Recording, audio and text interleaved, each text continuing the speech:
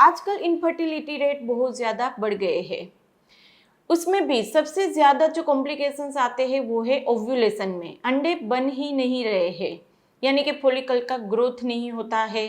Follicle के growth के लिए बहुत महंगे महंगे 10,000 15,000 तक के इंजेक्शंस लेने पड़ते हैं, और कभी कभी वो इंजेक्शंस दवाई लेने के बाद भी अंडे बनते ही नहीं है। अंडे कभी कभी बन जाते हैं तो वो अपने आप रप्चर नहीं हो पाते हैं। अंडे रप्चर करने के लिए एक एक्स्ट्रा इंजेक्शन देना पड़ता है। तो ये अंडे बनते क्यों नहीं है, ऐसे क्या दिक्कत होती है जिसके चलते अंडे बनने में और अंडे फूटने में यानी कि ओव्यूलेशन होने में दिक्कत आती है? तो इसके दो मेन रीज़न होते हैं। सबसे पहला रीज़न तो आपके हार्मोन बैलेंस नहीं है। देखो, ये जो ओव्यूलेशन की प्रोसेस होती है उसमें 7वें दिन से लेकर 14-15 दिन तक, यानी कि ओव्यूलेशन हो उन तक सारे जो हार्मोन्स होते हैं उसके उतार चढ़ाव होते हैं, यानी कि FSH, LH, एस्ट्रोजन, प्रोजेस्टेरोन, ये सब हार्मोन होते हैं। उसके एक लिमिट टाइम पे वो बढ़ते हैं, एग्जिट टाइम पे वो कम हो जाते हैं, एक रिदम सेट होती है। उसी के चलते आपके अंडे अपने आप बनते हैं, ग्रो करते हैं। टाइम आने पे LH राइज होता है तो अपना अंडा जो होता है, फॉलिकल होता है, वो रप्चर हो जाता है। तो अंडे बनने की जो प्रोसेस होती है उसमें जो हार्मोन्स होते हैं उसका बैलेंस होना ज़रूरी है। यदि आपके अंदर ये बैलेंस नहीं है, यानी कि सिंपल लैंग्वेज में हम बोलते हैं तो हार्मोनल इम्बैलेंस है यदि आपके अंदर, तो आपका एग अपने आप मैच्योर नहीं होगा, ओव्यूलेशन नहीं होगा, यानी कि रप्चर नहीं होगा। दूसरा जो एक मेन दिक्कत रहती है, उसमें भी मेन हार्मोन रहता है, वो है AMH, एंटी मुलेरियन हार्मोन। यदि आपका AMH बहुत ही ज़्यादा कम है या फिर आपका AMH हाई है, अब नॉर्मल AMH कितना होना चाहिए वो पहला सवाल, तो आपको पता चलेगा आपका AMH लो है या हाई है। तो नॉर्मल AMH होना चाहिए 3 से 4 के बीच में। यदि आपका AMH कम है तो भी अंडे बनने की प्रोसेस में दिक्कत आएगी।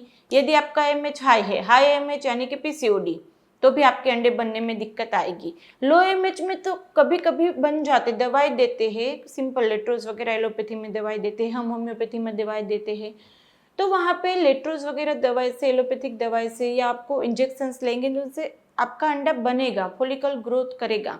लेकिन सबसे ज़्यादा दिक्कत जो आती है वो है PCOD में। PCOD में से भी आपका AMH यदि 7-8 के ऊपर गया, यानी कि 9, 10, 15, 20 आपका AMH है, तो आपके महंगे महंगे इंजेक्शंस के बाद भी या दवाई के बाद भी आपका अंडा बनेगा ही नहीं, वो पूरी साइकिल आपकी वेस्ट हो जाएगी। तो यहाँ पे क्या करना चाहिए, उसका सॉल्यूशन क्या, जिससे अंडा अपने आप बनेगा और रप्चर भी होगा? तो उसके लिए आपको 3 चीज़ें करनी है। उसमें सबसे पहली चीज़ है होम्योपैथिक मेडिसिन। होम्योपैथिक मेडिसिन बहुत ही अच्छी तरह से आपके फॉलिकल का ग्रोथ भी करेगा और आपका फॉलिकल अपने टाइम पे रप्चर हो जाए, यानी कि आपकी जो ओव्यूलेशन की प्रोसेस है उसको अच्छे से बूस्टअप करेगा। कोई महंगे इंजेक्शंस नहीं, कोई महंगे इंजेक्शन रप्चर करने के लिए नहीं। तो उसके लिए क्या करना पड़ेगा, होम्योपैथिक मेडिसिन आपको लेनी पड़ेगी। अब होम्योपैथिक मेडिसिन आप किसी भी होम्योपैथिक डॉक्टर को कंसल्ट करके लीजिए। और होम्योपैथिक मेडिसिन के लिए आप हमारी टेलीफोनिक अपॉइंटमेंट बुक करवाना चाहते हैं तो उसकी डिटेल भी नीचे डिस्क्रिप्शन बॉक्स में रखी, व्हाट्सएप नंबर दिया गया है, वहाँ से आप टेलीफोनिक अपॉइंटमेंट बुक करवा सकते हैं। क्लिनिक पे भी विजिट आप कर सकते हैं। कम्युनिटी टैब में फीडबैक दिए गए कितनी अच्छी तरह से होम्योपैथिक मेडिसिन सारे डिजीज पे, यानी कि आपके ओव्यूलेशन पे, फेलोपियन ट्यूब पे कितनी अच्छी तरह से वर्क करते हैं वो भी आप देख सकते हैं। तो होम्योपैथिक मेडिसिन आप लेंगे तो आपका ओव्यूलेशन भी अच्छी तरह से होगा। इम्प्लांटेशन की भी होम्योपैथिक स्पेसिफिक मेडिसिन होती है, वो लेंगे तो इम्प्लांटेशन में भी दिक्कत नहीं आएगी। यहाँ पे हम कुछ मेडिसिन के नाम बोलते हैं जो ओव्यूलेशन की प्रोसेस के लिए बहुत अच्छे से हेल्प करती है, जैसे पल्सेटिला है, ओवेरिनम है, फोलिकुलिनम है, फिर एग रप्चर के लिए थुजा है, सिलिसिया है, मेडोरिनम है। तो ये सारी मेडिसिन यदि आपको आपके जैसा डिजीज, यानी कि AMH लो है या AMH हाई है, कितना आपका रेस्ट, जिससे यानी कि फॉलिकुलर स्टडी से पता चलता है कि किस तरह से आपका अंडा ग्रो नहीं कर रहा, कहाँ पे दिक्कत आती है, स्पेसिफिक डोज आपके सेट करेंगे तो सिर्फ और सिर्फ होम्योपैथिक मेडिसिन से ही आपका ओव्यूलेशन टाइम पे हो जाएगा। इम्प्लांटेशन की मेडिसिन देंगे तो इम्प्लांटेशन होकर बहुत ही जल्दी आप कंसीव भी कर पाएंगे। तो पहला स्टेप था होम्योपैथिक मेडिसिन। दूसरा स्टेप रहता है एक्सरसाइज। स्पेशली यदि आपका वेट बहुत ही ज़्यादा है, ज़्यादा वेट दिक्कत नहीं करेगा। बहुत ज़्यादा लोग मुझे पूछते हैं कि क्या मेरा वेट ज़्यादा है तो मुझे प्रेगनेंसी कंसीव नहीं होगी, पहला मुझे वेट लॉस करना पड़ेगा उसके बाद ही मैं प्रेगनेंसी प्लान कर पाऊंगी। तो देखो वेट लॉस जर्नी ऐसी है कि वो कभी भी खत्म नहीं होगी, यानी कि एक बार आपका वेट कम होता है फिर आपका थोड़ा सा स्ट्रेस बढ़ा, लाइफस्टाइल में चेंज हुआ, वो फिर से बढ़ जाएगा। तो ऐसे परमानेंट नहीं है। तो आप क्या कीजिए, साथ में ही आप दोनों चलाइए, वेट लॉस जर्नी भी साथ में चल सकती है, आपकी प्रेगनेंसी जर्नी भी साथ में चल सकती है।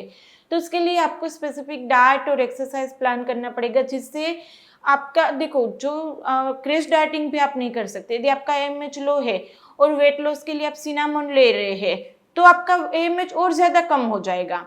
तो वेट लॉस के लिए भी आपको अपने AMH वगैरह बाकी सारे रिपोर्ट्स देखने पड़ेंगे। कुछ स्पेसिफिक वेट लॉस की चीजें आप प्रेगनेंसी प्लानिंग के साथ नहीं ले सकते।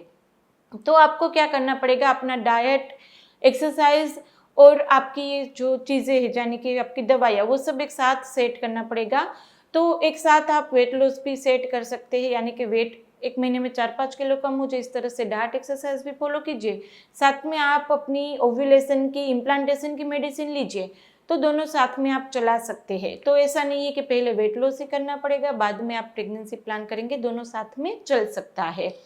तो आपको एक्सरसाइज अच्छे से टाइम से करनी पड़ेगी। हमारा एक डिटेल वीडियो भी है, महीने से कौन से दिनों में किस तरह से एक्सरसाइज करनी चाहिए, यानी कि पहले 5-7 दिनों में कौन सी करे, 7 से 15 में कौन सी करे, 15 से 25 में कौन सी करे, ताकि आपका फॉलिकल ग्रोथ भी अच्छे से हो, अंडा अपने आप रप्चर भी हो। इस तरह के एक्सरसाइज हमने सेट की हुई है, डिटेल वीडियो चैनल में आप वो देख सकते हैं। उस तरह से एक्सरसाइज करेंगे तो भी आपकी ओव्यूलेशन की, इम्प्लांटेशन की प्रोसेस को बूस्टअप मिल जाएगा।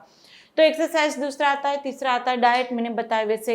यदि आपका डाइट अच्छा रहेगा तो अंडे की क्वालिटी अच्छी होगी, इम्प्लांटेशन जल्दी होगा और अबॉर्शन रेट भी कम होंगे। तो डाइट के लिए भी आप होम रेमेडीज फॉलो कर सकते हैं। देखो होम रेमेडीज मेरे चैनल पे, बाकी और यूट्यूब पे बहुत सारे ऐसे चैनल है जो डेली के आपको वीडियो बना डालेंगे कि ये होम रेमेडी लो, ये लो, डेली की होम रेमेडी आपको मिलेगी। तो सारी होम रेमेडी आपके लिए नहीं होती है, तो आज होम रेमेडी की वो आप ट्राई ना करें। मैंने जैसे आगे बताया था, आपके रिपोर्ट्स के अनुसार आपकी होम रेमेडी सेट होती है, तो हर एक होम रेमेडी आपके लिए नहीं होती है। तो होम रेमेडी भी कंसल्ट किए बगैर आप ना ले। तो स्पेसिफिक होम रेमेडी आपकी जाएगी तो भी आपका अंडा अच्छा बनेगा, क्वालिटी अच्छी होगी, इम्प्लांटेशन अच्छे से हो जाएगा। तो ये 3 चीज़ें आप करेंगे तो आपका अंडा अपने आप बनेगा भी सही, रप्चर भी होगा और इम्प्लांटेशन भी उस महीने होकर आपकी प्रेगनेंसी जल्दी से आप कंसीव कर सकते हैं। इसमें कुछ कन्फ्यूजन है, कुछ क्वेरी है तो आप हमें कमेंट बॉक्स में पूछ ही सकते हैं, या जैसे मैंने आगे बताया आप हमारी टेलीफोनिक अपॉइंटमेंट बुक करवा सकते हैं या क्लिनिक पे आप विजिट भी कर सकते हैं। वीडियो अच्छा लगे तो उसको लाइक एंड शेयर कर दीजिएगा। अभी तक सब्सक्राइब नहीं किया चैनल को तो कर लीजिए, आपके लिए बिल्कुल ही फ्री है।